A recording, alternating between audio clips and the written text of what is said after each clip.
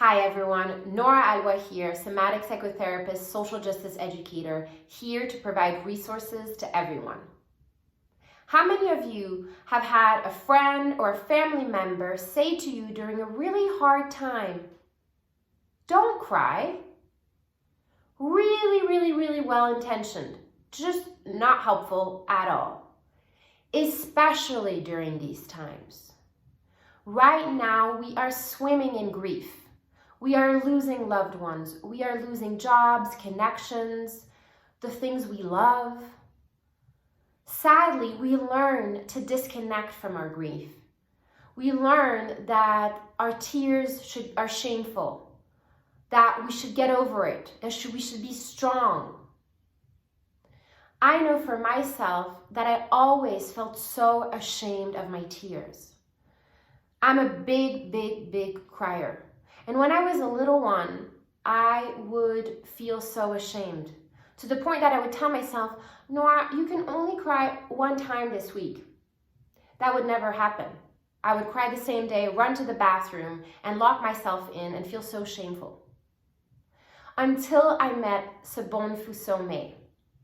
Sebon Fusome was one of my greatest teachers. She is a spiritual teacher that teaches around rituals. Grief rituals. She is from Burkina Faso, from the Dakar tribe.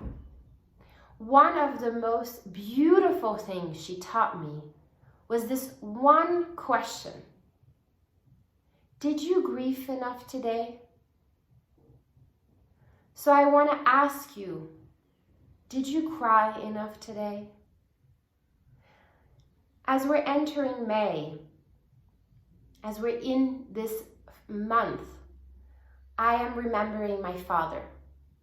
My dad died May 2nd, about 7 years ago. And as I prepare to be with him, to honor him, I want us to come into a place of honoring our grief during these times. As psychotherapists, we talk about the 5 stages of grief. These were developed by Elisabeth Kübler Ross. She talks about these not as a linear process, but as a fluid process, just like everything else that is fluid as human beings. The first stage is denial. I know most of us have been there. Denying altogether this pandemic, minimizing it, nope, not real. The second stage is anger. Simply not wanting to deal with it, wanting to go to work, not wanting to obey to whatever rules might be in place in where we live.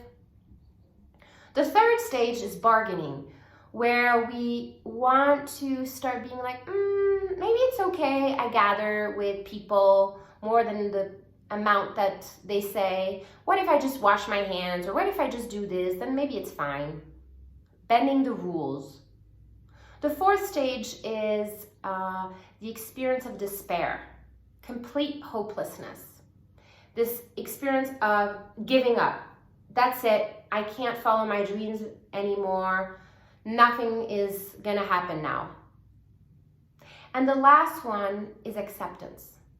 It's this experience that, yes, things are so heartbreaking, so difficult, so hard.